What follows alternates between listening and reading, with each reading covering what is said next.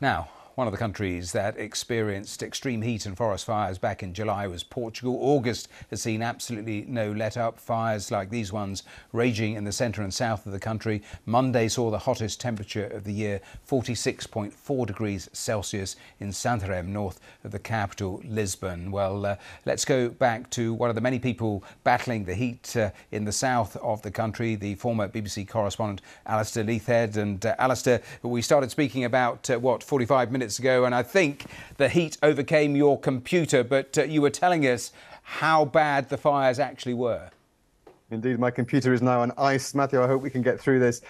Yeah, I can hear the constant buzz behind me now of the aircraft that are doing trips from the nearby reservoir to the site of the fire that's just over the hill behind me. It's about 3 or 4 kilometres now from where we are. It hasn't moved very far today because it's been such a calm day. We had 30-mile-an-hour hot winds from the east, from the interior, from Spain, from the hottest parts of the peninsula, and that doubled the size of the fire in a matter of hours. The firefighters, of which there are now almost 1,000 fighting this fire in 330-plus vehicles with around 11 or 12 aircraft, are trying to contain it before the winds change. And this is the big danger we have here, is that the winds are swirling around, and if it suddenly picks up and starts blowing again, the fire can cut off through valleys, down through areas of eucalyptus forest and pine nut forest, and the fire could spread once again. So everyone's still very nervous here, but hoping that the fire brigade are doing what they can, taking this opportunity to try and get under control of the fire as much as they can. And Alistair, how close geographically are the fires to you? Because I know last year they got incredibly close, right up to your house. Yeah, the fires were where I'm standing this time last year, or a little in September actually last year. This was a fire that started again. It was a day when rarely we have these east winds, and it was on top of us in no time at all. We had an hour to pack the car with all the things we wanted to save from the house, and then we had to get out before we were cut off by the fire. All of the hillsides here were burnt, but we have a lot of cork oak, and cork oaks are designed for fire, so they've all recovered quite well. Part of our house was burnt, but again, it was just the outside. We were very, very fortunate. Unlucky that the fire came to our valley, but very lucky that more damage wasn't done. And we've learned a lot from that. There are laws in place here that you have to cut the land around your houses, trim it down in the spring so that fire doesn't get to the buildings. The firefighters drop water on buildings specifically. Their main priority is to prevent buildings from being damaged. We know there have been around 1,400 people evacuated from homes. We know there have been some houses and resorts that have been destroyed south of Sao Teotonio. That's the nearest town. It's 5 minutes drive from here. It's just over the hill. And the fire was on the edge of that town yesterday.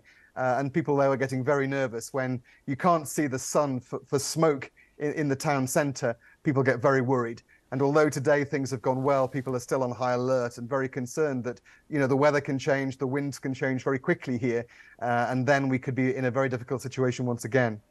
Alistair, tell me a little more about the size of the response from the authorities, because you're actually experiencing the third heat wave of the year, aren't you?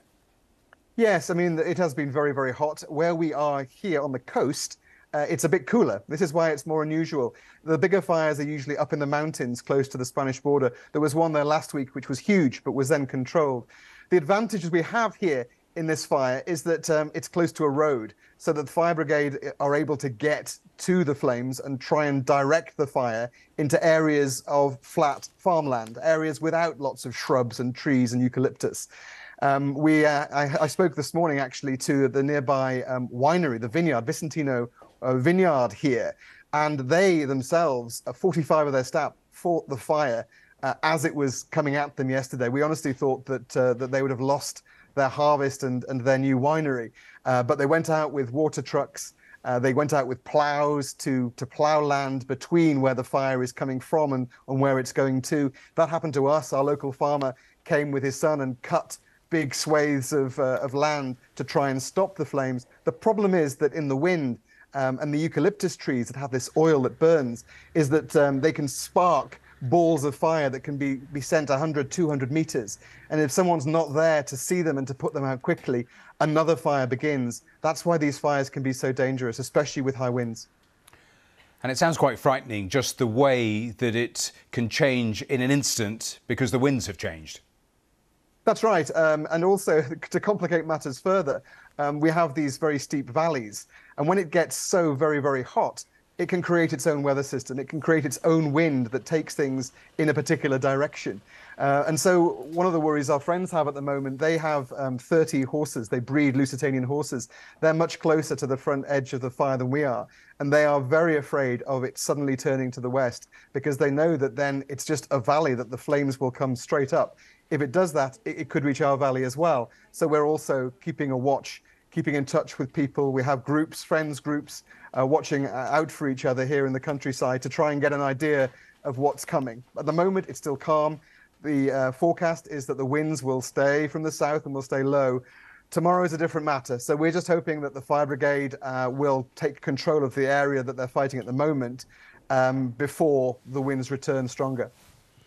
Well, Alistair, just as you conclude, we were seeing pictures of some of the response from the authorities. I think you were taking us through, I think it's nearly 1,000 firefighters there in this area, 309 fire trucks, 13 aircraft. It is a huge response, but thanks so much for joining us, taking us through all of that, and good luck in the coming days.